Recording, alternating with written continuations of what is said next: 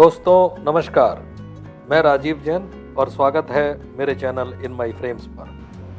दोस्तों मैं अभी हूँ साल्सबर्ग रेलवे स्टेशन पर और जा रहा हूँ एक बहुत ही खूबसूरत शहर प्राग। साल्सबर्ग से प्राग की दूरी लगभग 340 किलोमीटर है और ट्रेन से जाने में 5.5 घंटे लगते हैं। यूरोप में आप जब भी एक शहर से दूसरे शहर जाते हैं, ट्रेन के दोनों तरफ आपको ऐसे ही खूबसूरत नज़ारे देखने को मिलेंगे। देखिए, ट्रेन के दोनों तरफ बेहद खूबसूरत नज़ारे।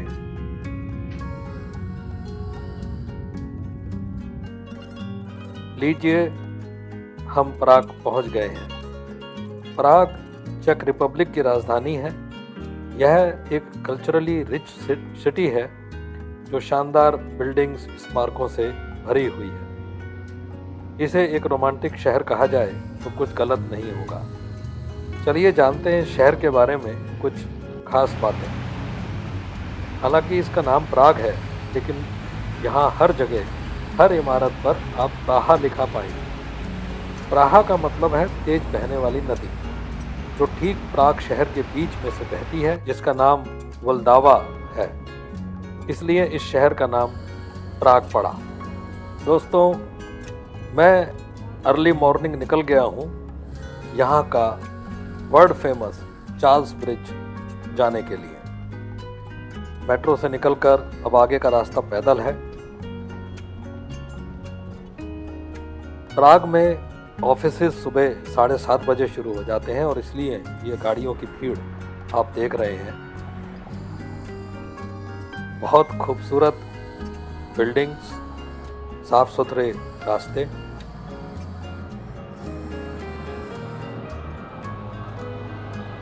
क्या खूबसूरत ट्राम्स हैं, एक जाती हुई एक आती हुई। दोस्तों, प्राग घूमने का बेस्ट और मोस्ट इकोनॉमिकल तरीका है कि आप यहाँ का ट्रांसपोर्ट कार्ड ले लें, जो 24, 48, 72 घंटे के लिए मिल जाता है और इसकी 24 घंटे की प्राइस 120 चेक कोरोना है, जिसका इंडियन रुपीस में कन्वर्जन लगभग 400 रुपये है। चार्ल्स ब्रिज प्राग का सबसे पुराना पुल है।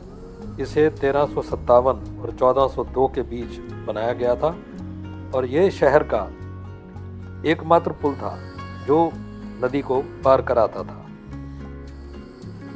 सूर्योदय और सूर्यास्त के समय यहाँ शहर का नज़ारा अलग ही होता है। देखिए, ये एक वेडिंग शूट चल रहा है।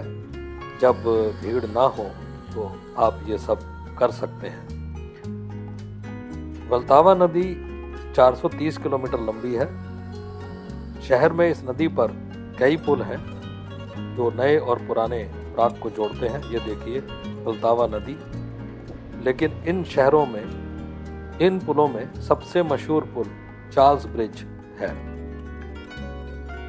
इसकी लंबाई लगभग 514 मीटर है। यानी अगर आप तेज कदमों से चलें तो 5 मिनट में इस पुल को पार कर लेंगे।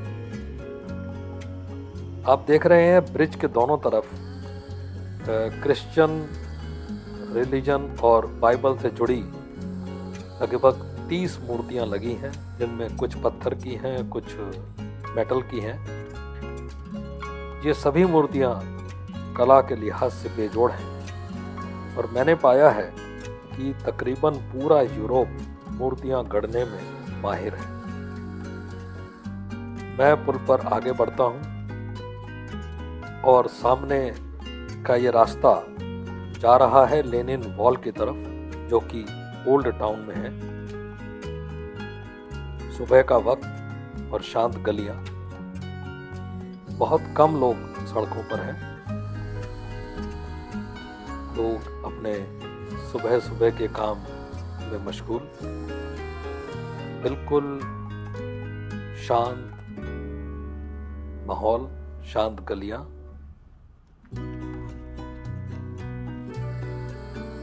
और लीजिए, हम पहुंच गए लेनिन वॉल पर।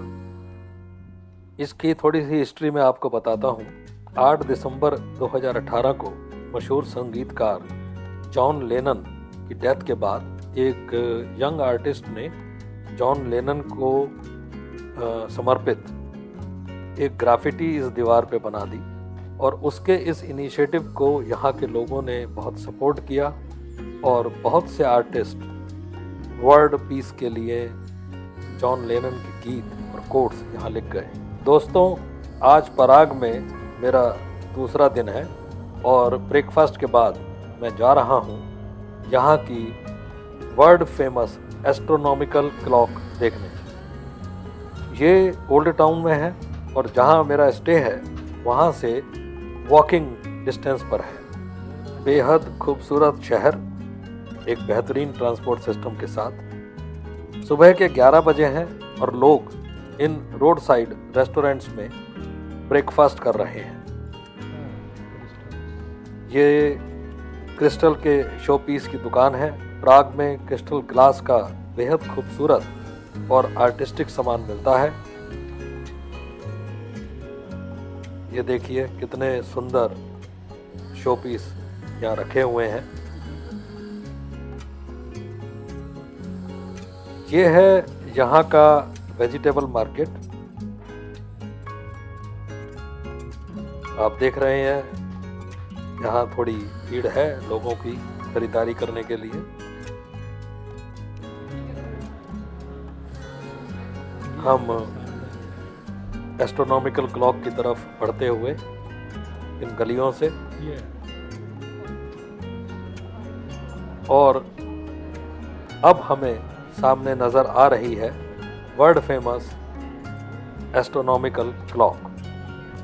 आप देख रहे हैं कितनी भीड़ है टूरिस्ट की इसको देखने के लिए।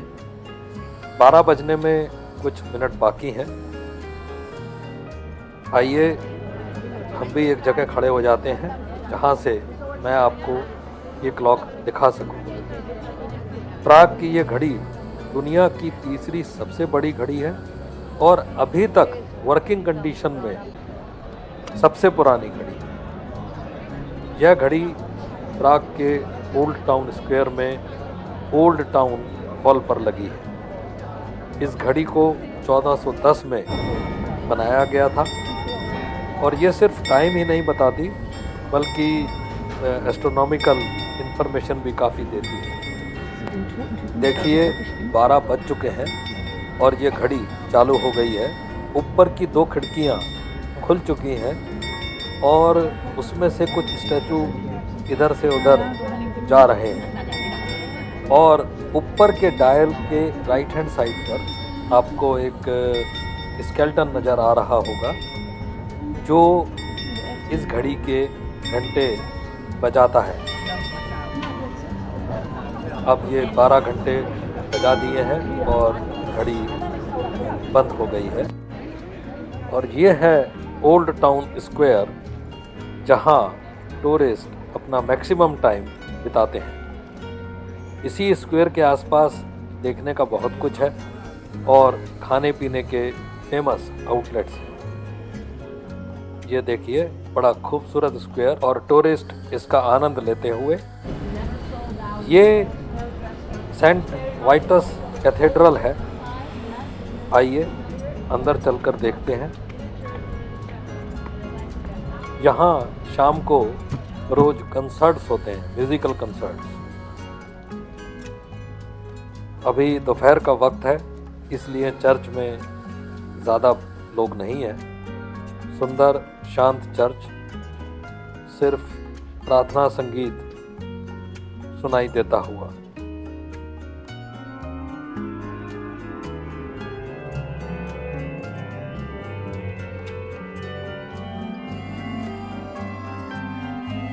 काफ़ी सुंदर बना हुआ है अंदर से।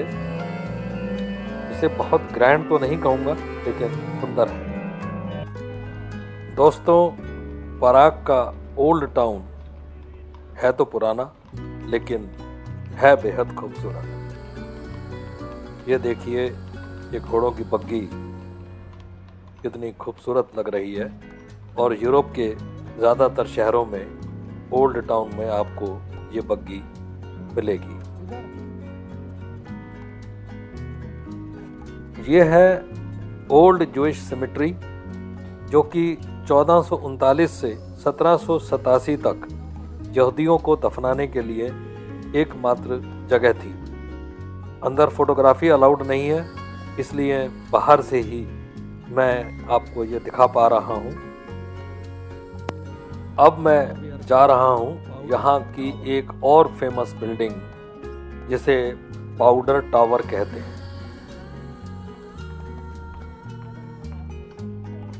ये मेट्रो से निकलकर थोड़ा पैदल जाना पड़ेगा।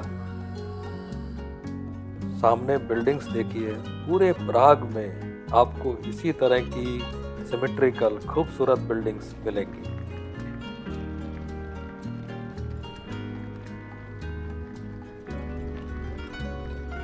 तो पाउडर टावर की मैं आपको थोड़ी हिस्ट्री बता दूं। चेक रिपब्लिक के जो राजा होते थे और जब उनका राज्याभिषेक होता था और जो जुलूस निकलता था, वो ये सामने देखिए आपको एक ब्लैक सा टावर दिखाई दे रहा है। तो वो जो जुलूस होते थे वो इसी विशाल और भव्य दरवाजे से होकर ओल्ड टाउन में जाते थे। तो गॉथिक शैली में बना ये टावर 1475 में बनकर तैयार हुआ, और क्योंकि यहाँ पर लड़ाई के दिनों में गन पाउडर स्टोर किया जाता था, तो इसका नाम पाउडर टावर पड़ गया। आइए आपको थोड़ा ओल्ड टाउन की सैर और कराता हूँ। यहाँ की गलियाँ, यहाँ के बाजार थोड़ा और दिखाता हूँ।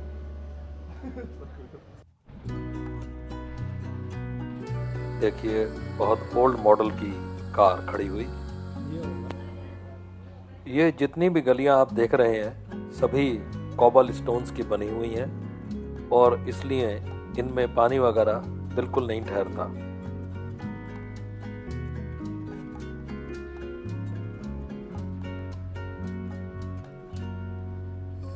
अभी मैं ढूंढ रहा हूँ, यहाँ एक फेमस लाइब्रेरी है।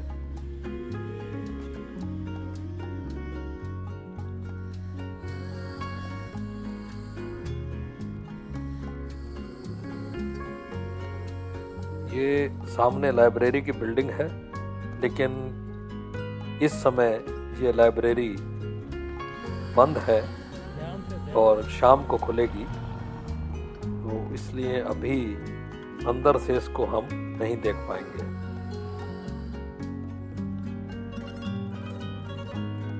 ये वही फ्रूट मार्केट, और ये एस्ट्रोनॉमिकल क्लॉक वाला प्राग स्क्वायर शाम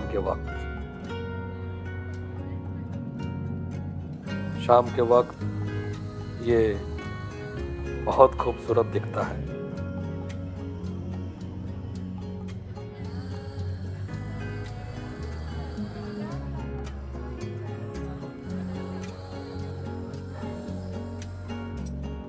ये एक कैंडी शॉप है।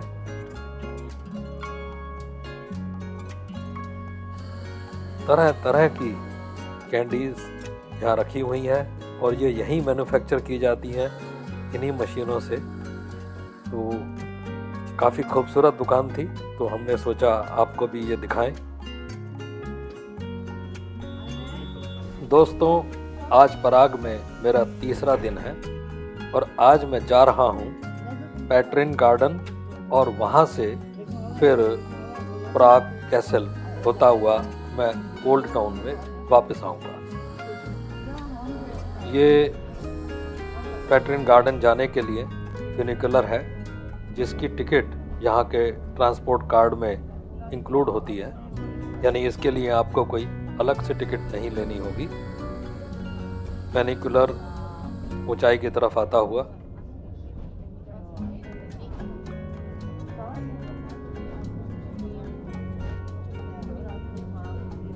यहाँ हर जगह ऊंचाई पर जाने के लिए ज़्यादातर फ्यूनिकुलर्स का ही इस्तेमाल होता है, और कहीं कहीं मैंने केबल कार भी देखी है।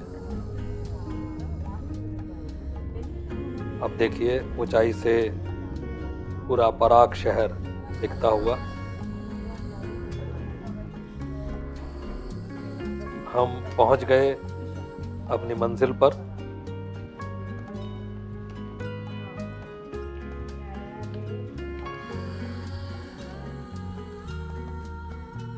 और ये है पैट्रिन गार्डन, जो काफी फेमस गार्डन है यहाँ का।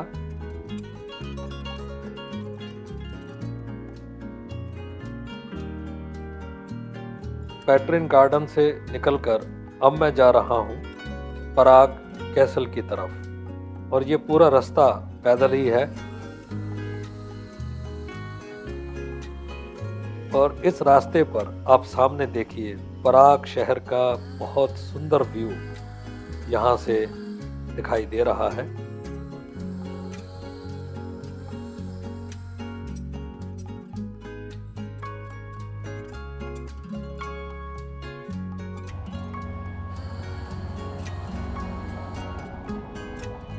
बेहद खूबसूरत रास्ता और मौसम भी पूरा साथ देता हुआ चलने में। और ये मैं अब पहुंच गया पराग कैसल।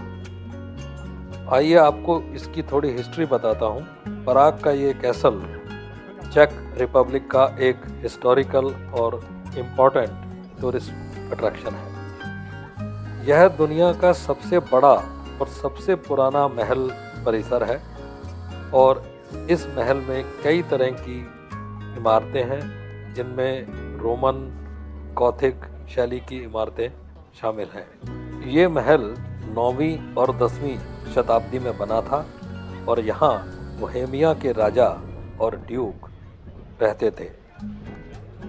इस महल का निर्माण 1929 में पूरा हुआ।